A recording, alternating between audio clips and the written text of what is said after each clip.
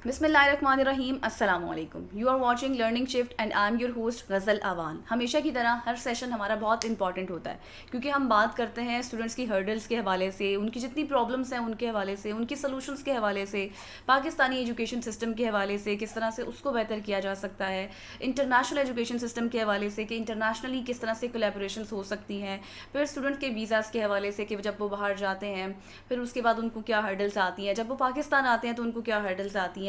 बहुत बहुत बहुत चीज़ें हमने डिस्कस कर ली। आज भी हम इन चीज़ों को डिस्कस तो ज़रूर करेंगे, लेकिन आज इंटरेस्टिंग सेशन इसलिए भी है क्योंकि आज जो पर्सनैलिटी मेरे साथ इस सेशन में मौजूद हैं उनका नाम जुड़ा हुआ है क्लीन टेक से, सस्टेनेबिलिटी से। इसके साथ साथ बहुत सी ऐसी चीज़ें हैं जो आज आपको फ़ायदा देने वाली है, इनोवेशन से भी। Yes, I'm talking about Mr. Hamad Bashir Sahib. He has over 20 years of experience in business consulting, startup development, sustainability advisory, as well as he worked with global organization and represented Pakistan on international level like USA Howard University, Solar Impulse Foundation in Switzerland, इसी तरह से China में भी।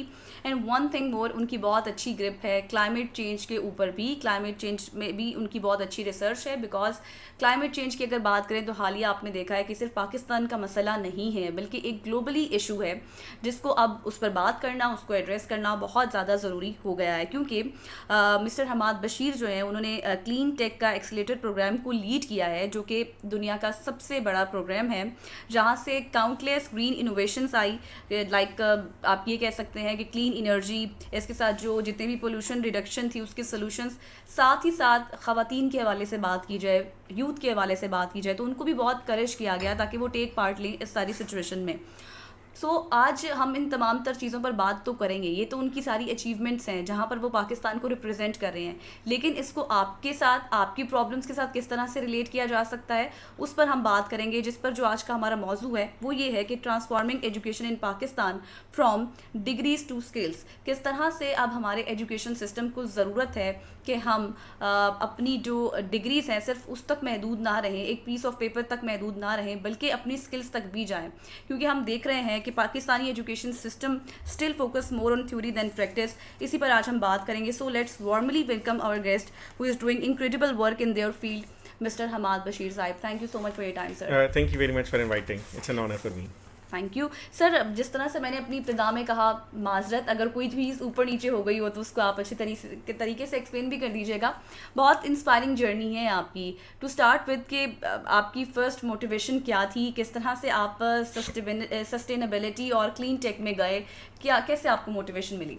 जी, इसमें very important question. मेरी अगर track record देखें education का, तो मेरी एजुकेशन एनवायरनमेंट की फील्ड में नहीं रही, मेरी एजुकेशन सस्टेनेबिलिटी की फील्ड में नहीं रही। मेरी एजुकेशन रही है टेक्नोलॉजी में, मेरी एजुकेशन रही है बिजनेस एडमिनिस्ट्रेशन में और इंटरनेशनल बिजनेस इकोनॉमिक्स में।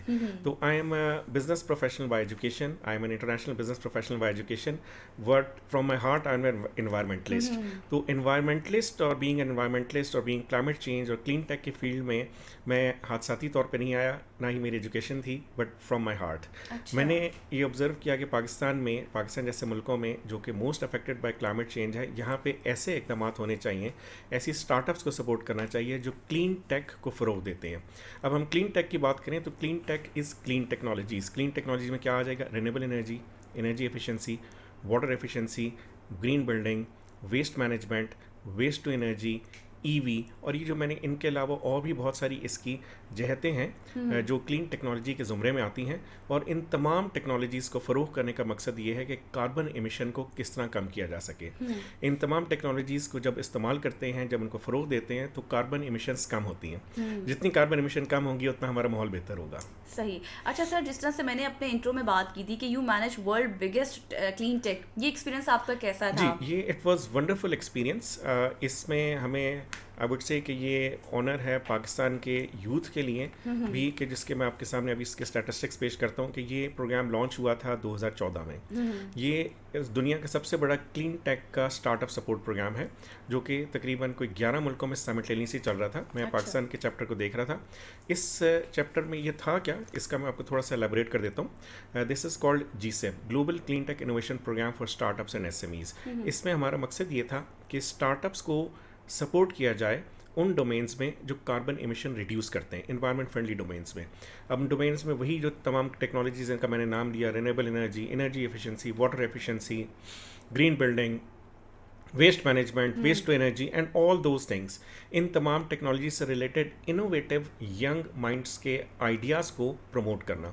और हम किस तरह प्रमोट करते थे कि इन एरियाज़ में जो यंग लोग काम कर रहे हैं, जिन्होंने अपनी स्टार्टअप बनाई हुई है, उनको हम इंडक्ट करते थे। उनके एक इनिशियल स्क्रूटनी होती थी, इंडक्ट के बाद उनकी ट्रेनिंग होती थी, उनकी कैपेसिटी बिल्डिंग होती थी, उनके लिए एक बिजनेस क्लिनिक अरेंज करते थे। उनको बताते थे कि वो अपने आइडिया को किस तरह एक वायबल एंड प्रॉफिटेबल बिजनेस बना सकते हैं। और फिर इस पूरे जर्नी में हम उनको ये तमाम जो था, ये United Nation Industrial Development Organization के तहत हो रहा था, उनका प्रोग्राम था जो कि जैसा मैंने बताया 9 मुल्कों में चल रहा था। तो मैं पाकिस्तान चैप्टर को देख रहा था, तो इसमें हम उनकी ट्रेनिंग, कैपेसिटी बिल्डिंग, फिर उनको कैश प्राइज भी देते थे। और हर साल फिर हम 5 टीम्स को लेके जाते थे यूएसए सिलिकॉन वैली में for further mentoring and training. और उसके बाद फिर हम उनके लिए एक प्लेटफॉर्म प्रोवाइड करते थे ताकि वो उसमें इन्वेस्टमेंट रेज कर सकें। अच्छा। तो ये 2014 में ये प्रोग्राम स्टार्ट हुआ। तो 2014 में ये देखा ये गया कि प्रोग्राम, उस वक्त जब मैंने ज्वाइन किया तो प्रोग्राम स्टार्ट हो चुका था, कि उसमें पूरी दुनिया में तो इसमें बहुत काम हो रहा है, पाकिस्तान में इतना ज़्यादा काम नहीं हो रहा। तो 2-3 उसको हमने ज़ाविये से इस प्रोग्राम को, इस प्रोजेक्ट को देखा और बाकी दुनिया के साथ उसका मुवाजना किया कि इस प्रोजेक्ट में थोड़ा सा लोगों में प्रैक्टिकेबिलिटी की जो है वो कमी है। और एक तो इस एंगल पे हमने काफ़ी काम किया कि किस तरह प्रैक्टिकल सॉल्यूशंस बनाएं जो जिसकी एक्सेप्टेबिलिटी हो, जिसको लोग ख़रीदें, जो कि बाद में इम्प्लीमेंट हो सकें और उसकी वजह से जो इसका मकसद है, यानी कि एनवायरनमेंट फ्रेंडली टेक्नोलॉजी का फ़रोग देना, वो हो सके।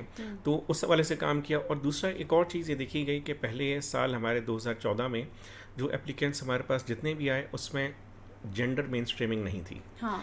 ये एक बड़ा इम्पॉर्टेंट इशू था कि पाकिस्तान में फिर हम जब टीम्स भी लेके गए तो बाकी टीम्स जो थी पूरी दुनिया की, होता ये था कि हर साल के एंड पे हर मुल्क की टीम जो है वो सिलिकॉन वैली में कम्पीट करती थी। तो हमारी टीम्स में कोई वुमेन पार्टिसिपेशन नहीं थी।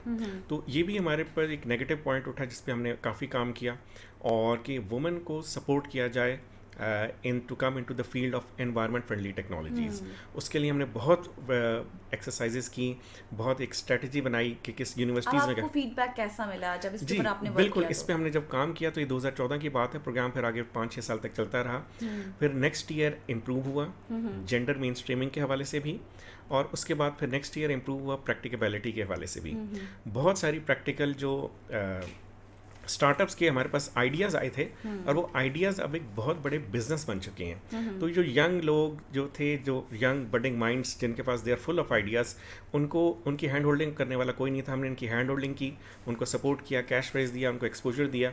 अब उनके अपने बिजनेसेस हैं, अब वो और लोगों को एम्प्लॉयमेंट भी दे रहे हैं, और वो एनवायरनमेंट फ्रेंडली टेक्नोलॉजीज़ उनकी आगे फ़रोग भी पा रही हैं। तो ये जर्नी आगे चलती गई। उसके बाद फिर 2 साल बाद, ये मैं पहले साल की बता रहा हूँ कि कुछ इश्यूज़ आए, 2 साल बाद फिर हमारा जब उसका हमने दोबारा रीअसेस किया और इंटरनेशनली भी सबका रीअसेस हुआ जिन सब मुल्कों में, तो आप इस बात से बहुत हैरान होंगे कि हमें ग्लोबल प्राइज़ मिले। अच्छा। 2 कैटेगरीज़ में। एक कैटेगरी थी यूएसए में जाके वेस्ट मैनेजमेंट रिलेटेड प्रोजेक्ट्स की हमें स्टार्टअप को प्राइज़ मिला, और वो 3 साल में कंटिन्यूस प्राइज़ मिला यूएसए में, जो पाकिस्तान के लिए बहुत बड़ा ऑनर की बात है। और दूसरा प्राइज़ जो हमें मिला 2016 में, वो था best gender main streaming in all G7 countries. जिसके ऊपर पहले हर्डल्स जी, जिस पे हर्डल आ रहे थे कि हमने ख्वातीन को, यंग गर्ल्स को प्रमोट किया, उनको हमने ट्रेनिंग दी, उनको कैपेसिटी बिल्डिंग की, उनको इनकरेज किया, उनके लिए ऐसा एक साजगार माहौल मुहैया किया कि वो अपने आइडियाज़ को, जो कि एनवायरनमेंट फ्रेंडली आइडिया हैं,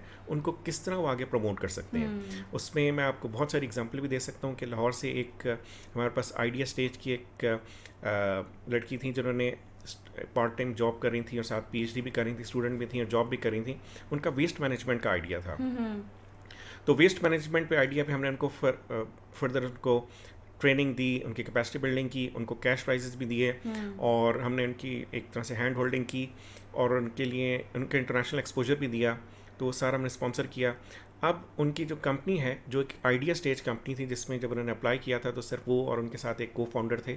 अब उनके पास हंड्रेड्स ऑफ एम्प्लॉइज़ हैं। अच्छा। और वो लाहौर में इंडस्ट्रियल वेस्ट पे काम कर रहे हैं। तो वो आइडिया जो है, एक तो वो वेस्ट पे के इशू पे काम कर रहे हैं, और आपको पता है कि पाकिस्तान में municipal solid waste, industrial waste और इसका कितना बड़ा इशू है बिल्कुल। कूड़ा करकट का, तो वो उसको यूटिलाइज करने का इंटीग्रेटेड वेस्ट मैनेजमेंट पे काम कर रही हैं। और वो ना सिर्फ उनका काम जो है माहौल के लिए बेहतर है बल्कि लोगों को एम्प्लॉयमेंट भी मिल रही है। तो सर एवरीवन नोज कि Pakistan is a developing country ना, जी। तो अब पाकिस्तान की क्या स्टेट है? जब आपने इसके ऊपर इतना काम किया, वुमेन को एम्पावर किया, यूथ को एम्पावर किया, जी। तो अब पाकिस्तान कहाँ स्टैंड कर रहा है? जी, अगर आप क्लीन टेक के हवाले से देखें तो उसमें अब पाकिस्तान में काम होना शुरू हो गया है। आज से मेरे ख्याल में कोई 10 साल पहले लोगों को ये पता भी नहीं था कि क्लीन टेक होता क्या है।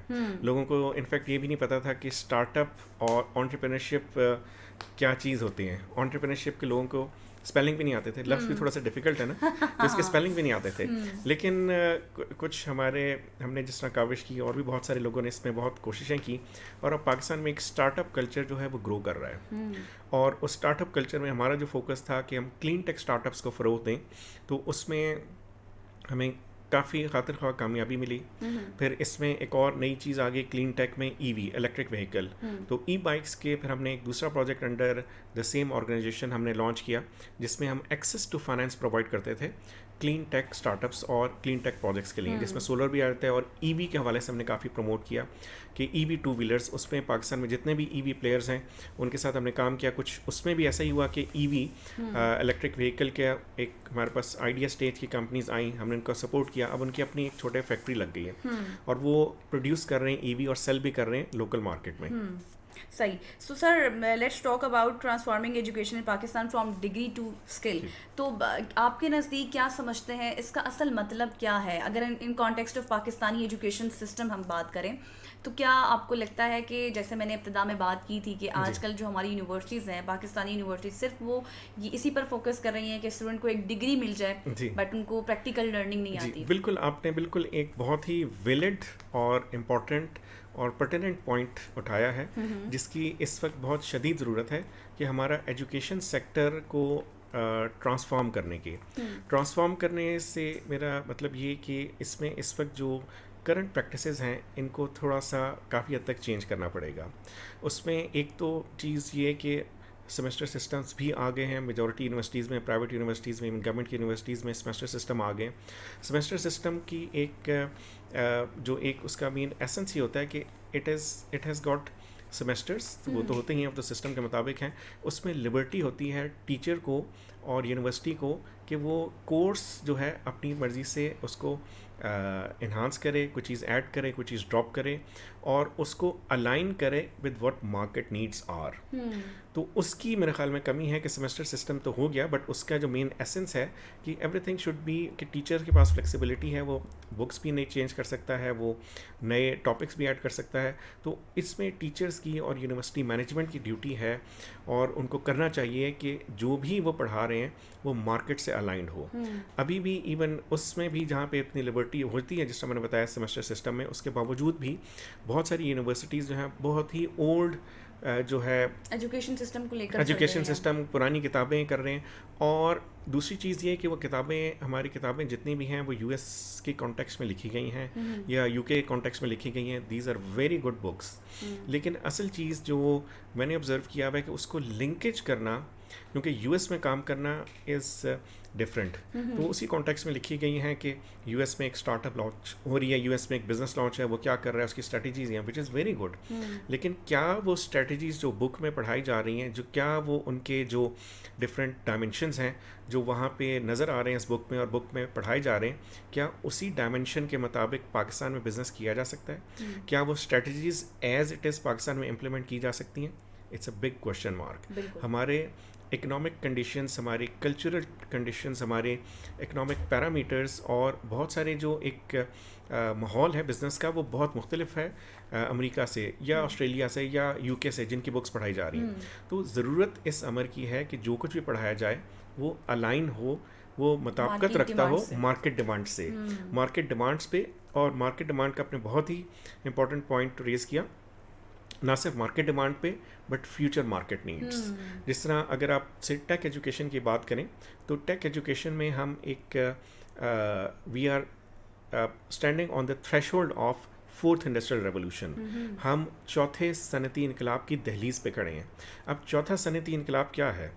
आपने अगर हिस्टोरिकली देखें तो पहले 3 सनती इनकलाब आए, आज से 300 साल पहले जब स्टीम इंजन बना वो पहला सनती इनकलाब था, फिर जब रेलवे लाइन बिजली कॉमन हुई तो वो दूसरा सनती इनकलाब था, फिर तीसरी जब 70s में कंप्यूटर आया, अब चौथा सनती इनकलाब क्या है कि जिसमें दुनिया की हर चीज़ तब्दील हो जाएगी और तब्दील होने जा रही है। जब दुनिया में टेक्नोलॉजी का रूल होगा, टेक्नोलॉजी के रूल में क्या होगा कि बहुत सारी टेक्नोलॉजीज़ रूल करेंगी।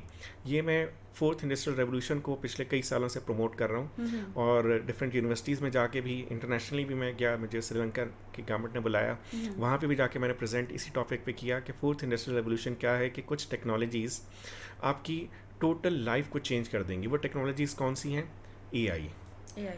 अब आपने देखा, ये मैं पिछले 6 साल से कह रहा हूँ, एआई किस तरह हमारी ज़िंदगी का पार्ट बनता जा रहा है। अब आप देखें कि एआई का कितना दौर है। बिल्कुल, जी एग्जैक्टली, एआई और इसके अलावा और भी बहुत सारी टेक्नोलॉजी होंगी। ब्लॉकचेन एक टेक्नोलॉजी है जो कि आने वाले सालों में जिसकी बहुत डिमांड होगी। न्यूरल नेटवर्क्स, प्रोग्नोस्टिक्स, इसके अलावा आप करें रोबोटिक्स, और इसके अलावा वेरेबल्स, सेल्फ ड्राइविंग कार्स, और बहुत सारी नई टेक्नोलॉजीज़ आएंगी जो पूरी इंडस्ट्री को और सिनारियो को चेंज कर देंगी। आप देखें, और उसमें बड़ा इंपॉर्टेंट रोल होगा स्टार्टअप्स का। अब वो आपके क्वेश्चन जिस तरह आपने शुरू में कहा था कि स्टूडेंट्स और मार्केट मैच नहीं कर रहे, अब उसमें स्टूडेंट्स का इंपॉर्टेंट रोल क्यों होगा? क्योंकि इन तमाम टेक्नोलॉजी में जो काम करेंगे वो स्टार्टअप्स करेंगे, और वो स्टार्टअप कहाँ से इमर्ज होंगे? उनकी नर्सरी कौन सी? यूनिवर्सिटीज़। तो अब यूनिवर्सिटीज़ को, एजुकेशनल इंस्टीट्यूशंस को ट्रेन करना है, उनको अलाइन करना है as per the needs of the fourth industrial revolution. आपने देखा कि स्टार्टअप्स जो दुनिया में इमर्ज हुई, स्टार्टअप्स आपके सामने, इस अगर रावलपिंडी इस्लामाबाद शहर के एग्जांपल लें तो यहाँ पे और पूरे पाकिस्तान में ही एक कल्चर था कि आपके ट्रांसपोर्ट के लिए टैक्सीज़ यूज़ होती थी, काली पीली टैक्सीज़ पुरानी होती, वो ऊबर करीम आए, वो एक स्टार्टअप्स थी ना, अब वो आए और वो सारा का पूरा सिस्टम चेंज हो गया। अब आपको कहीं नज़र नहीं आते। अब आपके सामने बहुत सारी चीज़ें चेंज हो रही, एआई आ गया, ब्लॉकचेन का और फर्दर आ जाएगा, neural networks, wearables, health take, ये भी फोर्थ इंडस्ट्रियल रेवोल्यूशन में बड़ा इंपॉर्टेंट रोल होगा, हेल्थ टेक। तो इससे लोगों की जॉब, लोग समझते हैं कि जॉब को खतरा होगा। नो, जॉब को खतरा हो सकता है अगर आप इनको अडॉप्ट नहीं करेंगे। जॉब को खतरा और बिजनेस को खतरा उस वक्त हो सकता है जब इसके मुताबिक अपने आप को नहीं ढालेंगे। तो ये दिस इज द एसेंस। बिल्कुल। लेकिन सर, जिस तरह से अभी आपने बात की ना कि एआई रोबोटिक्स में, आज ही एक न्यूज़ देख रही थी, आज ही मैंने रिसर्च पढ़ी, जिसमें चाइना इस वक्त बहुत आगे चला जा चुका है एआई रोबोटिक्स में, उसने बहुत काम कर लिया है। आप क्या समझते हैं? हम पाकिस्तान फ्रेंडली कंट्री है चाइना हमारा, देखा देखी भी हम नहीं सीख रहे, हम क्यों इतने पीछे हैं? क्या हर्डल्स हैं, क्या फ्लॉज हैं? जी बिल्कुल, आपने बहुत अच्छा इस पे किया कि चाइना जितना टेक्नोलॉजी पे काम कर रहा है, मेरे ख्याल में दुनिया में कोई और इस वक्त मुल्क टेक्नोलॉजी पे काम नहीं कर रहा है। मेरा इत्तेफाक हुआ था कि 2019 में मुझे चाइनीज़ गवर्नमेंट ने सेलेक्ट किया था एक 14 डे स्कॉलरशिप पे, जो उनकी यूनिवर्सिटी थी शिंगवा यूनिवर्सिटी। शिंगवा university is called Harvard of China. ये चाइना की टॉप की यूनिवर्सिटी है। उसमें पूरी दुनिया से 30 लोगों को बुलाया था, 30 डिफरेंट मुल्कों से, हर मुल्क से एक बंदे को। तो मुझे पाकिस्तान से सिलेक्ट किया था ना जी, तो पाकिस्तान से मुझे सिलेक्ट किया था, और उसमें उन्होंने फिर वो था कि फ्यूचर ऑफ टेक्नोलॉजी और फ्यूचर ऑफ सस्टेनेबिलिटी। अब एक और, जिस तरह मेरे आपने तारुफ में बताया कि सस्टेनेबिलिटी पे मैं काम कर रहा हूँ, तो इसका टॉपिक था टेक्नोलॉजी और दूसरा सस्टेनेबिलिटी। कि सस्टेनेबिलिटी एक और चीज़ है जो बहुत इंपॉर्टेंट है, और सस्टेनेबिलिटी को और टेक्नोलॉजी को, दोनों को आपस में उन्होंने जोड़ दिया था। क्लीन टेक भी एक तरह से वही है। तो उसमें आपके क्वेश्चन पे आते हैं कि चाइना में क्यों वो कर रहे हैं और उसका इम्पैक्ट क्या होगा और हम क्यों नहीं कर सके। तो वहाँ पे जब उन्होंने हमें ब्रीफिंग दी, तो मुझे एक चीज़ जो उनके गवर्नमेंट लेवल पे बहुत सारे अच्छे इकदाम कर रहे हैं, उन्होंने हमें अपने एक हॉल में लेके गए, और उसमें उन्होंने दिखाया कि ये पूरी दुनिया का नक्शा है। टेक्नोलॉजी में दे आर वेरी एडवांस, पूरी दुनिया का नक्शा दिखाया। उन्होंने बताया कि हर मुल्क में हम ये प्रोजेक्ट कर रहे हैं जिसको अंडर सस्टेनेबिलिटी, और जिस तरह पाकिस्तान में CPEC है, पूरी दुनिया प्रोजेक्ट है। उन्होंने अगले 30 साल की जो अपनी प्लानिंग है वो अभी से की हुई है। exactly. तो एडवांस में प्लानिंग की हुई है कि अगले 2 साल में, 3 साल में क्या करना है, उसके बाद 5 साल में क्या करना है। तो अगले 30 साल का एक डिटेल्ड उनके पास प्लान है गवर्नमेंट लेवल पे कि हमने टेक्नोलॉजी को इस तरह फ़रोग करना है, देना है। और अब टेक्नोलॉजी को किस तरह फ़रोग देना है, तो उसमें उसका भी उन्होंने विज़िट कराया। उनकी शिंगवा यूनिवर्सिटी में, यूनिवर्सिटी के साथ एक बहुत बड़ी बिल्डिंग है। उस बिल्डिंग में तकरीबन कोई मेरे ख्याल में 40-50 फ्लोर होंगे। हर फ्लोर पे उन्होंने 30 से 40 और इससे भी ज़्यादा हर फ्लोर पे स्टार्टअप्स हैं जिनको उन्होंने इंक्यूबेट कर रहे हैं। तो इतना उनका एम्फेसिस है टेक्नोलॉजी पे कि वो टेक्नोलॉजी पे उन्होंने स्पेसिफाई किया हुआ है कि ये जो टेक्नोलॉजी इंक्यूबेशन सेंटर है ये रिसर्च पे काम करेगा एआई पे, ये जो है ये काम करेगा वेरेबल्स पे, ये जो है रिसर्च इस पे काम करेंगे स्टार्टअप्स जो हेल्थ टेक पे, और उससे रिलेटेड जो इनोवेटिव यूनिवर्सिटी के यंग स्टूडेंट्स हैं जो ग्रेजुएट कर गए हैं या इवन जो ग्रेजुएशन ड्यूरिंग स्टडीज़ भी वो उसको ज्वाइन करते हैं इनोवेटिव आइडिया के साथ, उनको वो प्रमोट करते हैं, उनको सर्विसेज देते हैं, उनको वो एक्सेस टू मार्केट प्रोवाइड करते हैं।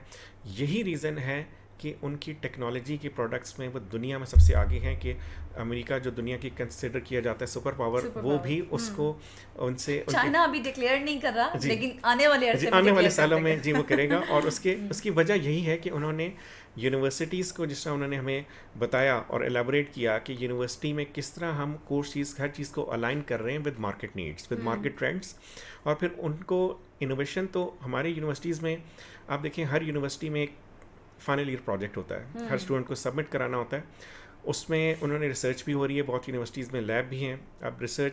अब उन्होंने एक और चीज़ पे जो काम किया कि जितनी रिसर्च हो रही है और फाइनल ईयर प्रोजेक्ट में बच्चे जो पूरा 1 सेमेस्टर 2 सेमेस्टर 6 महीने लगाते हैं, अगर हम पीएचडी में बात करें तो कोर्स वर्क के बाद कई दफ़ा उनके कम से कम 3 साल लगते हैं। 3 साल से जो रिसर्च कर रहे हैं या 6 महीने जितनी भी रिसर्च कर रहे हैं वो रिसर्च कमर्शलाइजेशन की तरफ जा सके, यानी जो भी रिसर्च वो कर रहे हैं वो रिसर्च ऐसी हो कि उसकी बेसिस पे वो अपनी कंपनी लॉन्च कर सकें या उनकी जो रिसर्च है उसकी एक मार्केट वैल्यू उसको वो आगे अर्न कर सकें और नए बिज़नेस लॉन्च कर सकें। जब वो नए बिज़नेस लॉन्च करेंगे तो इकोनॉमी भी ग्रो करेगी, लोगों का एम्प्लॉयमेंट भी होगे। तो ये भी चाइना इस पे बहुत काम कर रहा है। तो ये मैंने देखा जिस तरह आपने पॉइंट उठाया कि चाइना में काम हो रहा है टेक्नोलॉजी पे, हम नहीं कर सके, हमारे यहाँ भी हो सकता है, हमारे थोड़े से हैंड होल्डिंग की ज़रूरत है, गवर्नमेंट को थोड़ी सी पॉलिसी पे इस पे काम करना है। हमारे जो HEC जैसे इदारे हैं उनको थोड़ा सा यूनिवर्सिटीज़ के साथ मिल के काम करना है कि किस तरह अपने यूनिवर्सिटीज़ में एक स्टार्टअप कल्चर को प्रमोट करें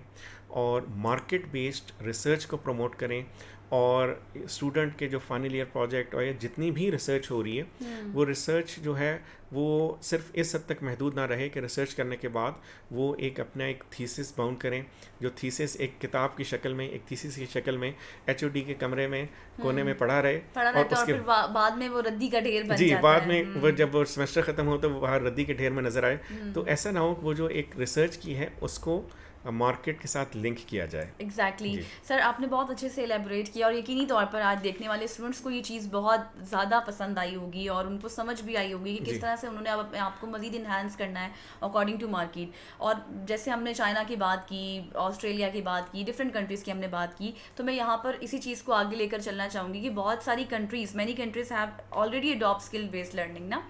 तो अभी जिस तरह से क्लीन टेक की हम बात कर रहे थे, आप क्या समझते हैं अगर कोई स्टूडेंट है, अगर वो फर्दर एक्सपोजर के लिए कनाडा जाना चाहता है, ऑस्ट्रेलिया जाना चाहता है, UK जाना चाहता है, USA जाना चाहता है, चाइना जाना चाहता है, तो क्लीन टेक के लिए क्या कुछ उसके लिए ज़रूरी है, उससे कुछ पता होना चाहिए, चीता निकात क्या है? जी बिल्कुल, क्लीन टेक का एरिया बहुत इंपॉर्टेंट एरिया, क्योंकि और स्पेशली कंट्रीज लाइक पाकिस्तान, क्योंकि Pakistan is most vulnerable country when we talk of environment. Climate change बहुत ज़्यादा अफेक्टेड है और इससे रिलेटेड बड़ी एक अहम ये मुल्क की भी ज़रूरत है कि यहाँ के बच्चे बाहर के मुल्कों में जाएं जिन्होंने एनवायरनमेंट के हवाले से और टेक्नोलॉजी के हवाले से बहुत ज़्यादा काम किया हुआ है, उनसे वो चीज़ें सीख के आएँ और पाकिस्तान में इम्प्लीमेंट करें। तो जो लोग इसमें इंटरेस्टेड हैं कि क्लीन टेक की फील्ड में, या क्लीन टेक के साथ दूसरे टर्म जो इस्तेमाल होती है, जो कि बहुत ज़्यादा इस्तेमाल हो रही है, सस्टेनेबिलिटी, सस्टेनेबल बिजनेस प्रैक्टिसेस, इस पे बहुत ज़्यादा एम्फेसिस है पूरी दुनिया का। हमारे यहाँ इस चीज़ को अभी कदरे किसी हद तक जो है वो निगलेक्ट किया जा रहा है, विच इज़ नॉट गुड। तो उसमें सस्टेनेबिलिटी और क्लीन टेक की फील्ड में USA में बहुत काम हो रहा है, कनाडा में काम हो रहा है, चाइना में काम हो रहा है। तो वहाँ की यूनिवर्सिटीज़ में ज़रूर जाएं। इसके लिए कोई ख़ास स्किल सेट की ज़रूरत नहीं है। आपको ये देखना है कि यूनिवर्सिटी की अपनी रैंकिंग कैसी है, आपको ये देखना है कि यूनिवर्सिटीज़ के डिपार्टमेंट, जिस पर्टिकुलर डिपार्टमेंट में आप जा रहे हैं वो डिपार्टमेंट की क्या उनकी रिसर्च आउटपुट क्या है, उनके सस्टेनेबिलिटी के हवाले से क्या डिग्रीज़ हैं। सस्टेनेबिलिटी की बात करें, क्लीन टेक की बात करें तो ये बहुत बड़ी फील्ड है। सस्टेनेबिलिटी की बात करें तो उसमें आ जाएगा कार्बन एमिशन रिडक्शन आ जाएगा, उसमें क्लाइमेट फाइनेंस आ जाएगा। तो ये जो सस्टेनेबिलिटी क्लीन टेक की फील्ड है ये सिर्फ इंजीनियरिंग के लिए नहीं है, इंजीनियरिंग वाले भी जा सकते हैं इसमें, फाइनेंस वाले भी जा सकते हैं इसमें, बिजनेस एडमिनिस्ट्रेशन वाले भी जा सकते हैं इसमें, किसी भी बैकग्राउंड के लोग जा सकते हैं इसमें, लिबरल आर्ट्स के लोग भी जा सकते हैं इसमें, इकोनॉमिस्ट भी जा सकते हैं, क्योंकि क्लाइमेट फाइनेंस एक बहुत बड़ी फील्ड है जिसमें स्वीडन की यूनिवर्सिटीज़ डिग्री ऑफ़र कर रही हैं, जर्मनी की यूनिवर्सिटीज़ डिग्री ऑफ़र कर रही हैं, यूके में भी हैं, कनाडा में भी हैं, पूरी दुनिया में। तो ये एक बहुत बड़ी फील्ड है। इसके लिए कोई प्री रेक्विजिट एज सच नहीं है, लेकिन आपको खुद ये देखना है कि जिस यूनिवर्सिटी में आप एडमिशन ले रहे हैं तो आपको अपना बैकग्राउंड देखना है कि अगर आपका टेक्निकल बैकग्राउंड है, आप यहाँ से मैकेनिकल या इलेक्ट्रिकल या इलेक्ट्रॉनिक्स या मैकेट्रॉनिक्स या कोई इंजीनियरिंग कर रहे हैं तो आपको किस फील्ड में आना है कि रिन्यूएबल एनर्जी की फील्ड आपके लिए बेस्ट है। रिन्यूएबल एनर्जी टेक्नोलॉजीज़, जिसमें यूके की यूनिवर्सिटीज़ बहुत काम कर रही हैं। अगर आपका बैकग्राउंड जो है बिजनेस एडमिनिस्ट्रेशन का है तो सस्टेनेबिलिटी और सस्टेनेबल बिजनेस प्रैक्टिसेस जो है इससे रिलेटेड बहुत सारी डिग्रीज ऑफर हो रही हैं, इसमें आप जा सकते हैं। अगर आपका इकोनॉमिक्स का बैकग्राउंड है या फाइनेंस का बैकग्राउंड है तो क्लाइमेट फाइनेंस की फील्ड में आप जा सकते हैं। क्लाइमेट फाइनेंस जो है ये बहुत बड़ी फील्ड है जिस तरह अभी मैंने मेंशन किया। इसी तरह अगर आपका से केमिकल एमएससी केमिस्ट्री का या मटेरियल साइंसेस का या मटेरियल इंजीनियरिंग का बैकग्राउंड है तो आप मटेरियल साइंसेस में बहुत सारा स्कोप है एनवायरनमेंट फ्रेंडली मटेरियल्स का, जिसपे दुनिया की बहुत सारी यूनिवर्सिटीज़ बहुत काम कर रही हैं। जिसमें मटेरियल साइंसेस में जर्मनी इसमें टॉप पे है, जर्मनी की यूनिवर्सिटीज़ इसमें बहुत काम हो रहा है, बहुत रिसर्च हो रहा है और रिसर्च के साथ साथ उन रिसर्च की कमर्शलाइजेशन भी हो रही है। इसके अलावा स्वीडन जो है इसमें भी मटेरियल साइंसेस पे बहुत काम हो रहा है। मटेरियल्स जो है इस पे भी बहुत ज़्यादा स्कोप है कि क्लीन टेक रिलेटेड और एनवायरनमेंट फ्रेंडली मटेरियल, और इसमें फाइनेंस भी आ गया, इकोनॉमिक्स भी आ गया इसमें। तो हर फील्ड आ सकती जी, है, हर फील्ड आ adjust हो सकती रही है जी। अगर आप हेल्थ टेक हैं तो हेल्थ टेक भी हेल्थ और में आपकी नर्सिंग में या MBBS में कर रहे हैं या आप कोई हेल्थ रिलेटेड आपके पास डिग्री है तो उसके लिए BSc honours in any of the health sciences है तो आपके लिए इसमें बहुत सारी फील्ड आ सकती हैं। वो एनवायरनमेंट एंड हेल्थ का भी बहुत मतलब इन शॉर्ट हम ये कह सकते हैं कि कोई भी ऐसी फील्ड नहीं है जो क्लीन टेक से रिलेट ना करे, कहीं ना कहीं जाकर वो जी वो क्लीन टेक से, और आने वाले दिनों में और सालों में वो उसकी बहुत ना सिर्फ उसको डिमांड होगी, उसकी बहुत ही शदीद डिमांड होगी और आपको करना पड़ेगा वेदर यू लाइक इट और नॉट। आपको मजबूरन करना पड़ेगा क्योंकि sustainability is very important and very crucial. तो सस्टेनेबिलिटी और क्लीन टेक, सस्टेनेबिलिटी एक बहुत ही ब्रॉड स्पेक्ट्रम में आ जाता है कि किस तरह आपकी बिजनेस प्रैक्टिसेस सस्टेनेबल हो, किस तरह आप सस्टेनेबल बिजनेसेस पे जाएं। अगर आप इवन जिस तरह आप प्योर इवन आप लिंग्विस्टिक्स में कर रहे हैं तो उसमें भी अभी आपके रिपोर्टिंग के हवाले से अगर आप देखें तो ESG एक नई टर्म यूज़ आई है, एनवायरमेंटल सोशल गवर्नेंस। ESG क्या है कि अब जिस तरह यूरोप ने पाकिस्तान का, अगर आप बिज़नेस के हवाले से देखें पाकिस्तान की इंडस्ट्री के एक जो चैलेंज आने वाला है और किस तरह बच्चों को इसमें बहुत सारी चीज़ें जो हैं आपको सीखने की ज़रूरत है, वो है ESG, environmental social governance. Europe में पाकिस्तान को एज अ बिज़नेस देखें, हमारी सबसे बड़ी जो इंडस्ट्री है वो टेक्सटाइल है, आपको पता ही है, और टेक्सटाइल का सबसे बड़ा जो इम्पोर्टर है वो है आपका EU, European union. European union ने अभी एक लॉ पास किया है 2 साल पहले, तकरीबन 2-2.5 साल पहले, जो CBAM कहलाता है, कार्बन बॉर्डर एडजस्टमेंट मैकेनिज्म। उसमें उन्होंने कहा है कि यूरोप में, EU में कोई भी किसी भी फॉरेन कंट्री के प्रोडक्ट एंटर नहीं हो सकती कि जब तक कि उसके वो सर्टिफाई ना करें कि उनकी कार्बन एमिशन रिड्यूस हुई हैं या नहीं। अभी उन्होंने इसमें 6 प्रोडक्ट्स रखी हैं जिसमें स्टील है, सीमेंट है, कुछ और उसमें प्रोडक्ट्स हैं। अभी वो जितनी भी प्रोडक्ट्स हैं वो ऐसी प्रोडक्ट्स हैं जो पाकिस्तान वहाँ पे एक्सपोर्ट नहीं कर रहा, लेकिन आने वाले सालों में उसमें टेक्सटाइल भी शामिल हो जाएगा। What message would you like to give those students जो अभी तक सिर्फ और सिर्फ डिग्री पर ही तकिया किए हुए हैं इंस्टेड ऑफ स्किल्स? जी, अभी आप अगेन वेरी इंपॉर्टेंट क्वेश्चन। अब देखें पूरी दुनिया चेंज होती जा रही है। जिस तरह मैंने आपको मेंशन किया, 4th industrial revolution, everything is changing in this world.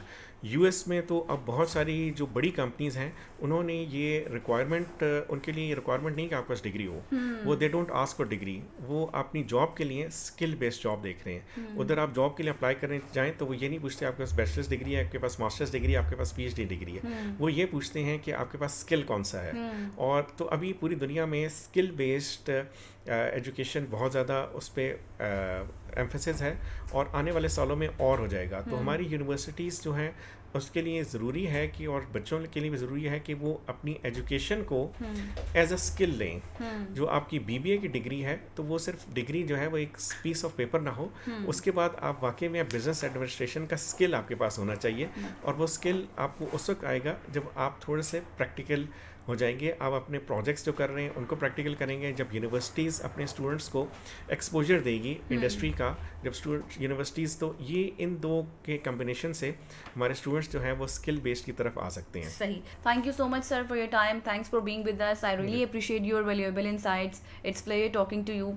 तो यकीनी तौर पर आज का सेशन आपको पसंद आया होगा, बहुत सी इन्फॉर्मेशन थी, और जिस तरह से डॉक्टर हमाद बशीर साहब ने इस चीज़ को अच्छे से एलेबोरेट किया कि चाहे वो कोई भी फील्ड हो, हेल्थ से रिलेटेड है, मीडिया से रिलेटेड है, या कोई भी फील्ड, उसमें आप क्लीन टेक को चूज़ कर सकते हैं, आप बाहर जा सकते हैं, पाकिस्तान में रिसर्च कर सकते हैं, लेकिन आपको सिर्फ और सिर्फ पीस ऑफ पेपर पर रिलाई नहीं करना, अपने स्किल्स पर रिलाई करना है।